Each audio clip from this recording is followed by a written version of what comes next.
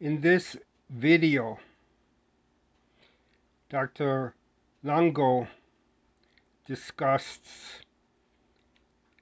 the Holland study, and again, he repeats that you could do his prolonged fasting method once a month for 12 months. That's in 1 year, you're going to do it 12 times. That's 5-day fasting. And he goes into more detail than I heard before. So you do it for very bad cases, and he uses it for people that have diabetes pretty badly.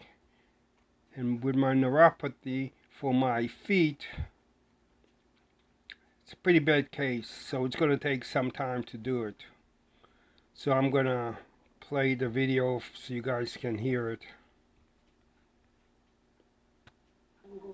So I want to start by asking you, would you recommend FMD every month? Because your book talks about that people should do it every 6 months. And also, can both men and women do it? Follow the diet?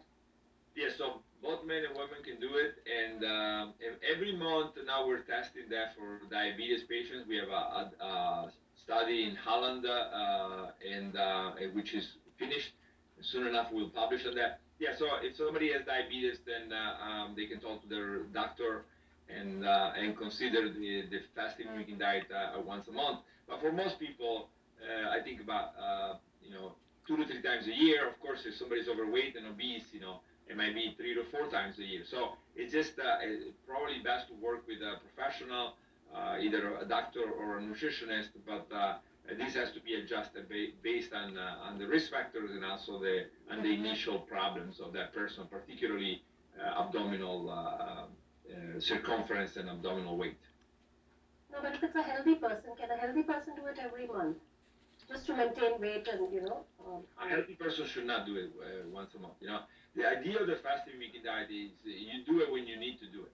It's not about doing as much as possible. I mean, eventually it may be that we'll find out that this is so powerful that people should do it once a month. But right now, we're ready to say, do it about 3 times a year.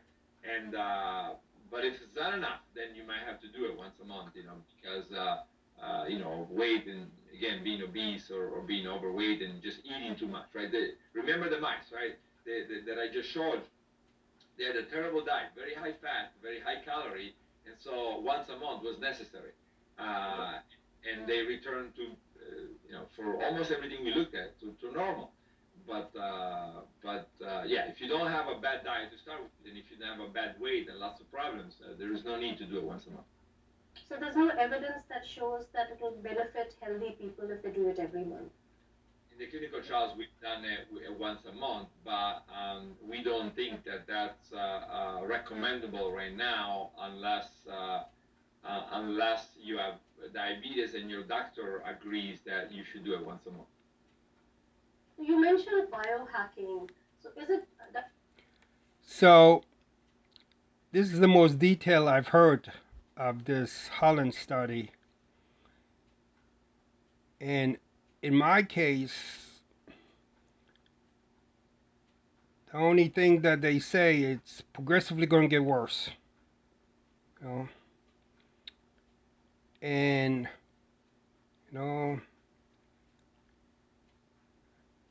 they have. My feet are progressively getting worse. There's no doubt about it. And I try all these things for it, and I may go over some of these different things.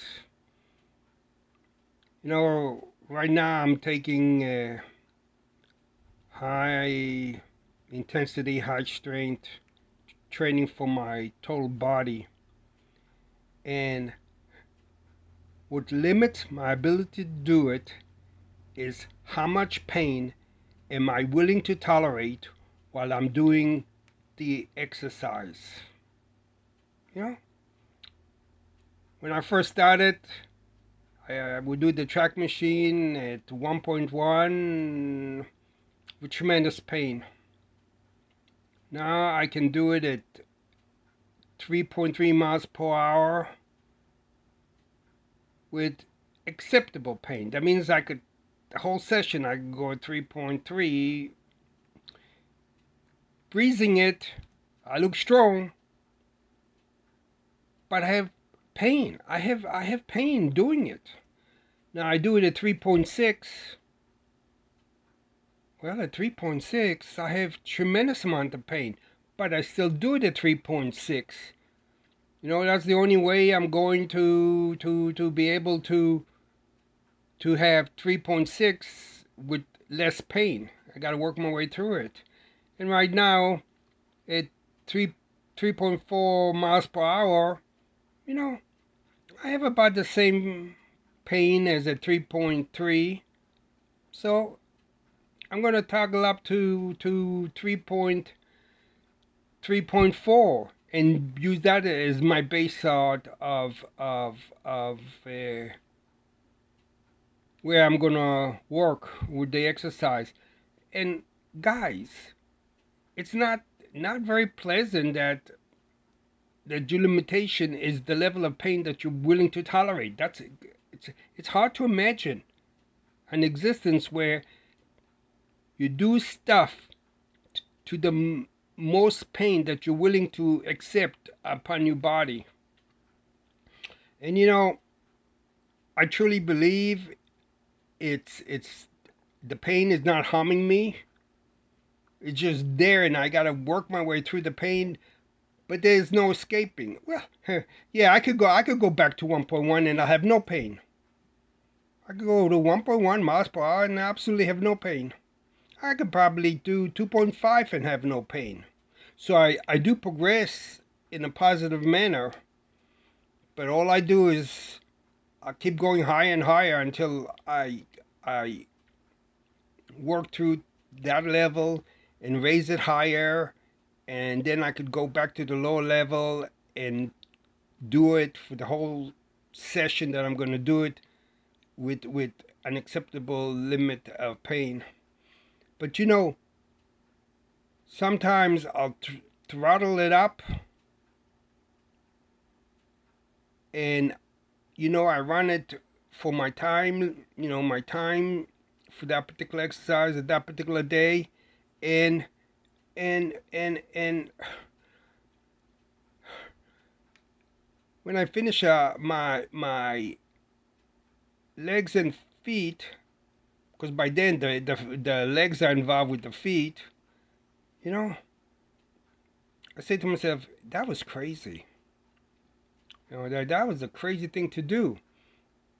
And then I get a different form of exercise using a different part of my body. That's how I'm resting, by doing exercise in a different part of my body.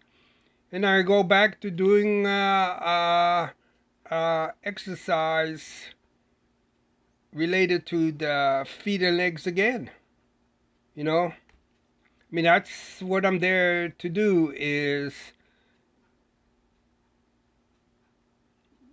build up the strength of my legs. You know, it's very hard to believe that as hard as I work and as much energy that I work, then I'm going to end up in a wheelchair one day. But I'll tell you one thing, the way this is progressing, first I'll be in walking with a cane to be stable.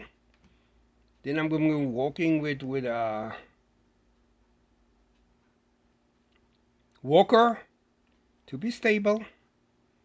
And then I'll be in a wheelchair to be more stable. And that's not particularly the path that I want to go, and I'm going to do everything possible to avoid it.